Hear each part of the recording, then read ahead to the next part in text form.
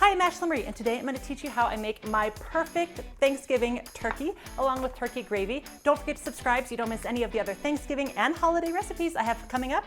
Let's get started.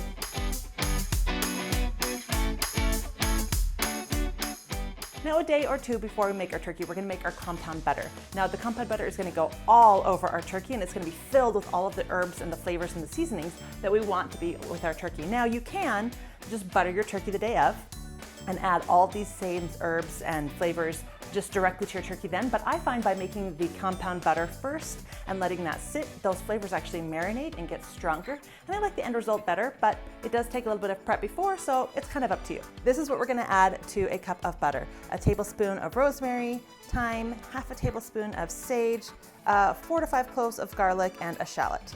First things first, we're gonna take the stems off all of our herbs, and then this is my favorite cutter. It has multiple blades, and you just roll over it. This smells so good. Okay, now for the shallot. What we want to do first is cut the shallot right down the length, and then cut little strips within it.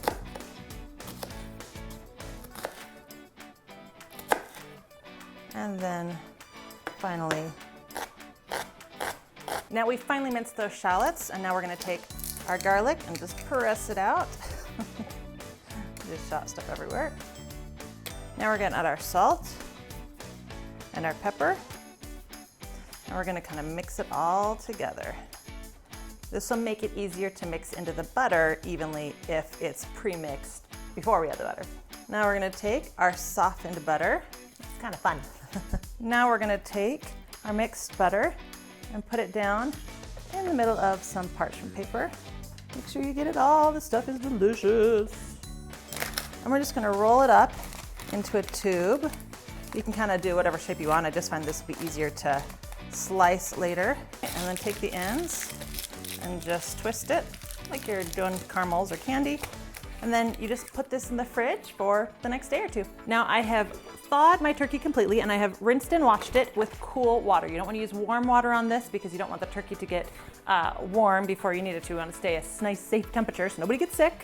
And then you want to take some paper towels and you want to dry it completely. One of the first questions you want to ask yourself about cooking your turkey is to stuff or not to stuff. Now personally, I am of the not stuffing. I'd rather control my stuffing on the side rather than cook it in my turkey. I mean, there's just something about the inside of this turkey that kind of grosses me out, to the fact that I don't mind eating all the meat, but I really don't want to eat stuffing out of the inside of this, but that's just my personal preference. Also, it cooks a lot faster and in my opinion more evenly when it's not stuffed. So that's just my own personal opinion. And I have all these extra onions. Now this is just kind of the onions that I had in my drawer. I just cut it into slices and I'm gonna put it all around this. Usually I just use yellow onions or sweet onions, but I had a red onion in my drawer this time around, and but hey, why not? The reason the onions are going in here is that they're actually gonna help with the gravy. Anything that ends up in this pan, the drippings, is gonna go into my gravy, and I like the onions in here. It also, you know how onions kind of have that permeating smell? It's actually gonna help the turkey cook as well. So even though I didn't put it in the compound butter, and even though I'm not putting it like directly on the skin of my turkey, it still will help the overall flavor. I also like to add some garlic to mine. But remember, there's garlic in our compound butter, and so I'm not adding garlic to the skin. What I'm doing is I'm crushing some of these garlics, and again, I'm just adding it to the container around the turkey. Once again, it's gonna add the gravy flavor later into the drippings. So here is our beautiful compound butter. I'm gonna cut it into slices so it'll be easier to grab and work with. Okay, this smells divine and would be really good on rolls. I should have made some more. Now, a lot of people love the skin, a lot of people hate the skin. You know, it doesn't really matter what your preference is, because what we're gonna do here is I'm sticking my hand underneath, in between the skin and the breasts, and I'm separating it. And the reason that I'm doing that is because I wanna put these compound butter discs down underneath, because it's, you know, the skin is gonna be beautiful and crispy and delicious, but I really want that turkey meat itself to have a lot of flavor, and this is gonna do that. Just get your hand down in there. You might wanna make sure that you take off any rings that you might have before doing this. Really don't wanna lose your ring inside the turkey. And you can even get your hand down in here around your turkey thigh as well. Now, I used to just rub the butter and the herbs on the outside, on the skin, but then so many people would peel off the skin and not eat it. All of that flavor was being wasted. So since I've started doing this, I've had a lot more compliments on the turkey meat itself. So any nook and cranny where you can get this butter down in closer contact to the meat, you're gonna be really happy with the results. Now I'm gonna take some of the butter and rub it between my hands and get it nice and soft. And I'm gonna rub it all over the outside of my turkey. And now I've flipped up my bird, and I'm also doing the same thing on the other side, rubbing one of those butter pats into the skin on the bottom as well. There's a lot more meat on the bottom than people really think about. Now, as you're working your compound butter into the skin of your turkey, you actually want to take this opportunity to also kind of knead and break up a little bit of that compound butter that's under the skin. So it's not just a disc sitting there, but it's actually kind of getting worked into the whole thing. There's probably 3 dozen ways to cook a turkey, and everyone claims that their way is the best. A couple years ago, the huge hit was to deep fry your turkey. Now, I haven't tried that. I would love to, so if anyone has a deep fryer and wants to invite me over, please do so. Anyway, everybody claims their way is the best, and I am no different. I've made probably about 35 turkeys in my life, and I've tried so many recipes. I've tried brining, if you've seen it, I've probably tried it. But at the end of the day, I was left with a lot of dry turkeys. All that opening the oven door ended up taking a lot longer. I felt like even though the flavor was sometimes magnificent, the turkey was still dry, and I would rather have a moist turkey than the most amazingly flavored dry turkey. So I ended up using my dad's method, which was the plastic bag method. I loved how moist it kept the turkey and how easy it was, and it actually cooked the turkey faster than any other method, which is always a good thing when you're starving to death. But the sickly looking turkey part and then the skin that was kind of rubbery and not really crisp and golden just bugged me. I want to be able to present this beautiful turkey on my table. And then I discovered the paper bag method. Dun, dun, dun, dun. It's amazing. It gives you that enclosure and the moisture of the plastic bag method, so you get a nice moist turkey that cooks relatively quickly. But paper breathes, unlike plastic, and you end up with this beautiful golden brown skin that's crunchy and delicious, and it's my favorite. So this is the way that I'm going to show you today.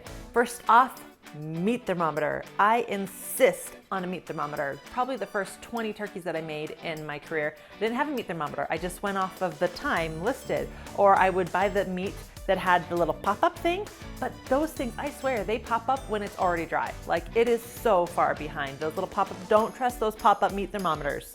They will steer you wrong.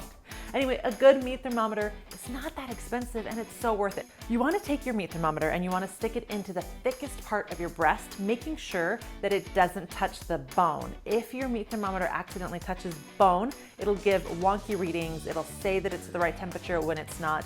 If for some reason while you're watching your meat thermometer, if it goes up really high really fast, you've probably hit a bone and you want to readjust that. Don't trust a turkey that cooks in like an hour. Now that we have our meat thermometer and we want to place it into our bags. Now you're using 2 different paper bags.